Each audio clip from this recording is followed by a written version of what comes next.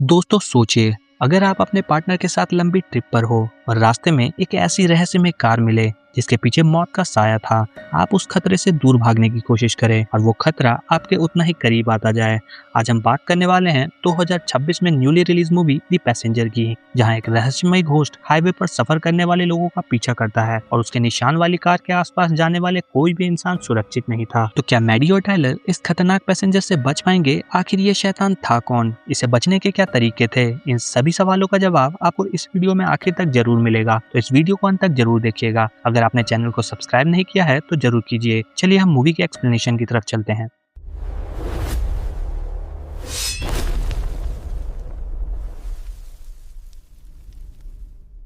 Film की शुरुआत में हम देखते हैं दो दोस्तों को जो एक कार के अंदर बैठकर कहीं जा रहे होते हैं। तभी उसके दोस्त को सूसू आती है। वो अपने दोस्त से कहता है कि थोड़ा रुको, मैं हल्का होकर आता हूँ। वो तभी कार से निकलता है और कहता है बस 2 मिनट, मुझे ज्यादा वक्त नहीं लगेगा। वो भागकर जाता है पेड़ के नीचे और तभी वहाँ सीटी बजाते हुए हल्का होने लगता है।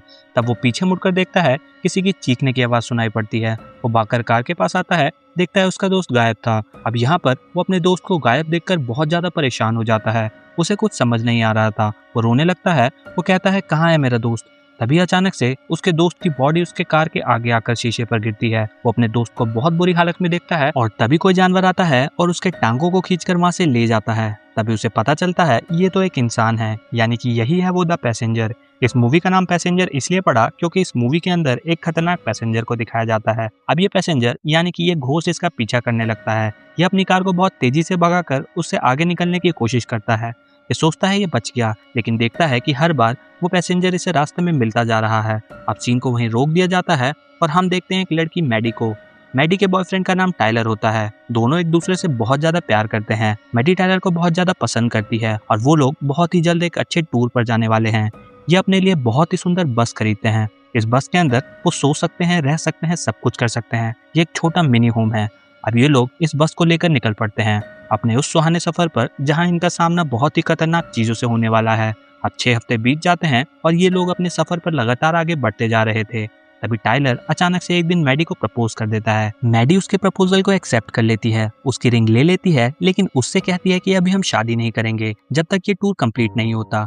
टेलर मान जाता है। वो कहता है कोई बात नहीं और ये दोनों बस से आगे बढ़ते हैं। तभी उस रास्ते में एक अजीब सी कार दिखाई पड़ती है जो कि इन्हें ओवरटेक करके आगे बढ़ जाती है। रास्ते में उन्हें उस कार का एक्सीडेंट हुआ मिलता है। ये दोनों उस कार के नजदीक जाते हैं और इस कार के अंदर हम उसी लड़के को देखते हैं जिसे हमने स्टार्टिंग में देखा था। ये लड़का बहुत ज्यादा डरा हुआ था। तभी टेलर उसके नजदीक जाता है और कहता है मैं तुम्हारी हेल्प करता हूँ। वो मैडी से कहता है तुम जाकर अंदर बस के अंदर बैठो। अब जैसे ही वो उसकी हेल्प करने के लिए आगे बढ़ता है तभी कार का एयरबैग फट जाता है, जिसकी वजह से उस लड़के की वही मौत हो जाती है। अब यहाँ पर मैडी और टाइलर किसी को देखते हैं, एक परछाई को। वो बहुत ही खतरनाक और डरावनी दिख रही थी, लेकिन टाइलर मैडी से कहता है हम उसका पीछा नहीं करेंगे। तभी ये जाकर बस के अंदर बैठ जाते हैं। अब इस सिचुएशन में वहाँ पुलिस पहुंचती है तो टाइलर और मैडी वहाँ से चुपचाप अपने होटल की तरफ निकल पड़ते हैं। वो हॉस्टल में स्टे करते हैं। मैडी बहुत ज्यादा डर चुकी थी, इसलिए टाइलर उसका मूड ठीक करता है। वो दोनों कुछ रोमांटिक पल बिताते हैं। फाइनली वो अपनी बस को लेकर कल सुबह निकलने वाले थे। वो तैयारी करते हैं, लेकिन बस पे एक बहुत ही खतरनाक स्क्रैच का निशान पड़ चुका था। तभी मैडी बस के अंदर रखे फलों को देखती है जो कि पूरी तरीके से सड़ चुके थे। वो उन्हें छोड़ देती है। उसे कुछ समझ नहीं आता तो वो एक पुराने दुकानदार के पास पहुंचती है जहाँ पर कुछ पुराने किताबें और रोड पर हादसों से भरे हुए लिस्ट रखी हुई थी। वो उन सभी लिस्टों को उठाकर पढ़ने की कोशिश करती है, बट उसे वहाँ कुछ नहीं मिलता। तभी वहाँ पर एक लेडी आती है और कहती है जो तुम ढूंढ रही हो उसके पीछे मत जाओ, वो आदमी बहुत खतरनाक है। अब तुम रात में सफर मत करना। अगर तुम्हारी कार या बस पर कोई निशान मिले, यहाँ पर उस निशान की बात हो रही है जो उस पोस्टर में दिखता है हमें। वो ठीक ऐसा ही निशान टेलर के बस पर भी छोड़ चुका था। अब वो लोग एक पार्टी को एंजॉय करते हैं और उसके बाद मैडी टेलर को बोलती है मैं बस में जाकर तुम्हारा वेट करती हूँ, तुम जल्दी से एक्सरसाइज फिनिश करके चुपचाप बस में आ जाना। अब मैडी बस के लिए निकलती है तो वो देखती है कि उसके पीछे कोई खड़ा था या उसके पीछे कोई चल रहा है। उसे ऐसा महसूस होता है। मैडी धीमे धीमे आगे बढ़ती है, लेकिन ठीक उसके बगल में चिपक कर एक बड़ी सी बस निकलती है। वो ठीक मरते मरते बचती है। अब वो फाइनली उसके बस तक पहुंचने वाली थी, लेकिन तभी पीछे से किसी के चीखने की आवाज सुनाई पड़ती है। मैडी जब पीछे फिर से अपनी बस की ओर देखती है तो बस उतनी ही दूरी पे खड़ी थी जितनी वो पहले थी। अब मैडी फिर उसके बस के पास निकलती है। जैसे ही इस बार वो पीछे मुड़ती है और फिर से वो पीछे घूमती है, यानी कि अपनी बस की ओर, वो देखती है कि बस फिर से उतनी ही दूरी पे खड़ा है जितनी वो पहले था। अब मैडी ये देखकर घबरा जाती है और उसे कुछ समझ नहीं आता कि वो क्या करे, इसलिए वो भागकर बस के अंदर बैठ जाती है इस बार पीछे बिना मुड़े बस के अंदर सीधा घुस जाती है। वो बस के चारों तरफ अपने कैमरे से देखती है कि कोई बस के आसपास तो नहीं खड़ा, बट उसे कोई नहीं दिखता। तभी उसके फोन में कुछ वीडियोस पड़ी थी जिसमें वो उस कार को देखती है। उस कार के अंदर वही एक घोस्ट था, जिसे देखकर वो काफी डर जाती है। तभी कार की लाइटें बंद हो जाती है। अचानक से कार में लगी एलईडी स्क्रीन चमकती है और उसके उसी घोस्ट की शक्ल दिखाई देती है। अब यहाँ पर हम देखते हैं वो फौरन अपने बॉयफ्रेंड को कॉल करती है। तभी घोस्ट का हाथ पीछे से आकर उसकी गर्दन को दबाने लगता है। मैडी दर्द में चीखने लगती है। वो ठीक मरने ही वाली थी, लेकिन मैडी के पास एक लॉकेट था जो कि गॉड का था। वो उसे उस भूत के भगा देती है और यहाँ पर घोस्ट कुछ समय के लिए घायल हो जाता है और भाग जाता है। तभी यहाँ पर टेलर पहुंचता है और मैडी से पूछता है कि क्या हुआ। तो मैडी उसे बताती है, हमारे बस के अंदर कोई था, किसी ने मेरी गर्दन दबाई थी। टेलर बस के अंदर चेक करता है बट कोई नहीं था। फाइनली सुबह होती है और वो लोग एक छोटे शॉप में पहुंचते हैं।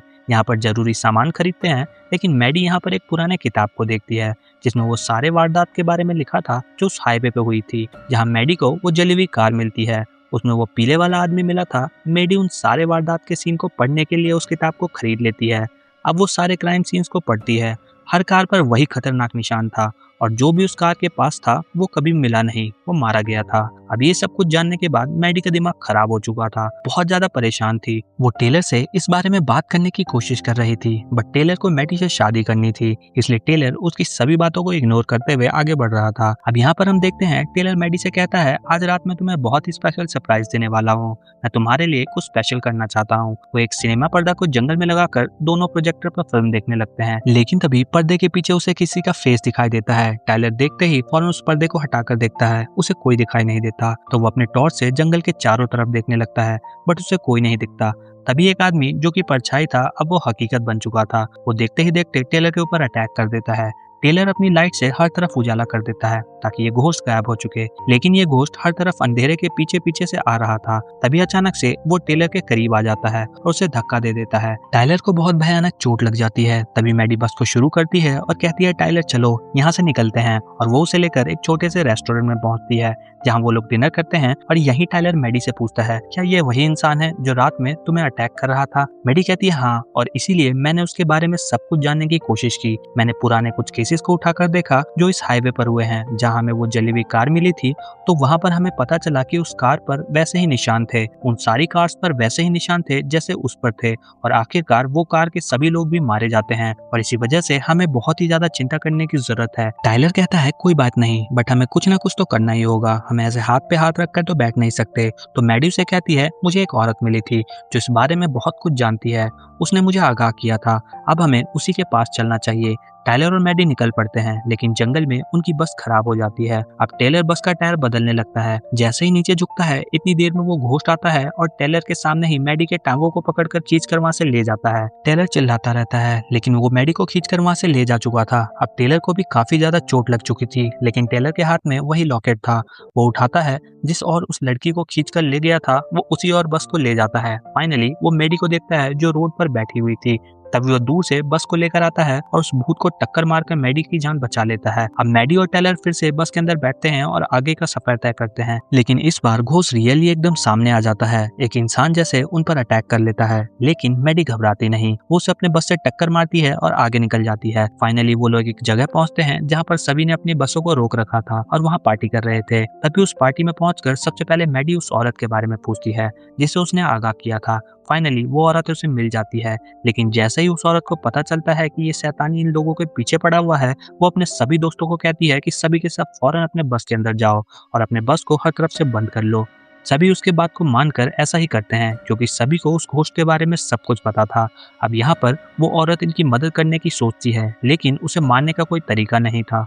वो औरत बताती है कि कुछ साल पहले एक आदमी यहाँ से बचकर निकल गया था, बस वो एक पुराने चर्च में गया था और तुम्हें भी वही करना चाहिए। अब ये लोग यहाँ से निकलने वाले थे, लेकिन उस औरत को ये घोस्ट बहुत ही बुरी तरीके से मार देता है। ये घोस्ट औरत का गले को काट डालता है और यहीं वो औरत मारी जाती है ताकि वो इनकी मदद ना कर सके और ये लोग अपने उस चर्च तक ना पहुंच सके। खैर ये लोग सुबह होने का इंतजार करते हैं और जैसे ही मॉर्निंग होती है, मॉर्निंग में ये अपना सफर चालू कर देते हैं। मैडी और टाइलर अब जान चुके थे कि अगर हम रात को सफर करेंगे तो पक्का मरेंगे, इसलिए ये लोग दिन के पहले किरण के साथ ही सफर को तय करते हैं।